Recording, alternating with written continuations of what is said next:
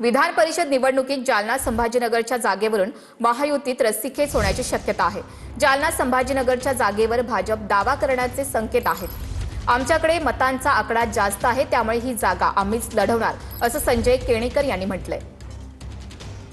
या पद्धतीने भारतीय जनता पार्टीने संभाजीनगर जिल्ह्यामध्ये महानगरपालिका असो किंवा जिल्हा परिषद असो किंवा पंचायत समिती असो आणि तसंच जालन्यामध्ये जे भरभरून यश संपादन केलं त्या यशाच्या नुसार हे भारतीय जनता पार्टीचा हक्क आहे आणि त्यामुळे भारतीय जनता पार्टीला ही सीट मिळावी आणि त्याच्यामुळे ही विधान परिषद मिळावी या भूमिकेतून सर्व कार्यकर्ते पदाधिकारी ही तर मागणी करणारच आम्ही। बीडचे दिवंगत तहसीलदार राकेश गिड्डेंच्या पत्नीला अनुकंपा तत्वावर नोकरी देण्यात येणार आहे। अवघ्या 1.5 महिन्यातच फडणवीस सरकारनं अनुकंपा तत्वावर नोकरीचा निर्णय दिलाय।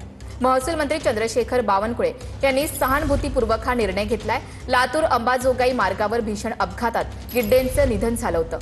गिड्डेंच्या पत्नी नेहा यांनी बीडऐवजी सांगलीमध्ये नोकरीसाठी विनंती केली होती। नेहा गिड्डेंना सांगलीत नोकरी देण्याचा मंत्री बावनकुळे यांनी निर्णय घेतलाय।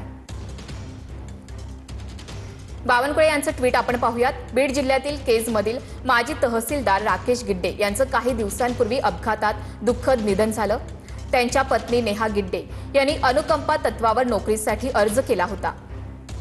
त्या अनुषंगानं त्यांना सांगली जिल्ह्यात शासकीय सेवेत तातडीनं समाविष्ट करण्याचा निर्णय घेण्यात आला।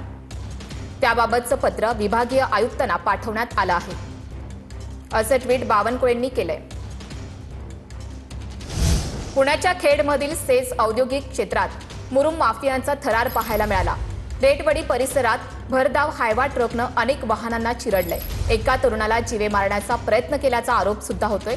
मुरुम माफियांकडून मारहाण करत पिस्तूल रोखून दहशत निर्माण करण्याचा प्रयत्नही झाला असा आरोप होतोय। संपूर्ण घटना ही सीसीटीव्हीमध्ये कैद झाली। पुण्याच्या खेडमधील ही घटना आहे। सेज औद्योगिक क्षेत्रात मुरुम माफियांचा थरार पाहायला मिळतोय। या संदर्भातला हा सीसीटीव्ही सुद्धा समोर आलेला आहे।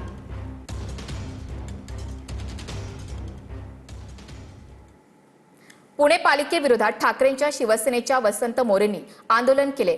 मेलोडी चॉकलेटचं वाटप करत वसंत मोरेंनी हे आंदोलन केले। मेलोडी चॉकलेट वाटप करत आम्ही सरकारचा निषेध करत आहोत, अशी प्रतिक्रिया सुद्धा वसंत मोरेंनी दिली।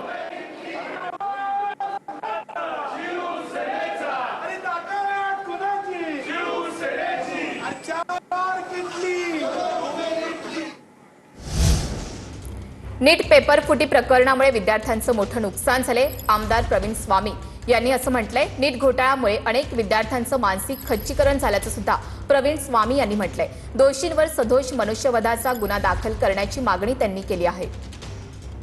परीक्षा न झाल्यामुळे किंवा अचानक कॅन्सल झाल्यामुळे किंवा रिनीटमुळे त्या विद्यार्थ्यावर एक प्रकारचं मानसिक तणाव निर्माण झालेला आहे। बर्डन येऊन काही विद्यार्थ्यांनी आत्महत्या केलेल्या आहेत। ह्या मानवी जीवाशी खेळणाऱ्या या निर्णयाचा मी या ठिकाणी जाहीर निषेध करतो आणि केंद्र सरकारला विनंती करतो की या प्रकरणामध्ये याच्यातल्या सगळ्या लोकांना कठोरात कठोर कारवाई करावी आणि त्यांच्यावर देखील आत्महत्येस कारणीभूत असल्या कारणानं सदोष मनुष्यवधाचा गुन्हा दाखल करावा। अहिल्यानगरमध्ये डिझेल चोरीचा प्रकार समोर आलाय। डिझेल चोरी प्रकरणी गुन्हे शाखेच्या पोलिसांकडून 4घांना अटक झाली। नगर शिर्डी महामार्गावर पोलिसांना संशयित 4 चाकी वाहनाची माहिती मिळाली। आरोपींकडून 40 लिटर डिझेलसह 2 लाखांचा मुद्देमाल जप्त करण्यात आलाय। 4घांविरुद्ध गुन्हा दाखल झालाय। पुढील तपास सुरू आहे।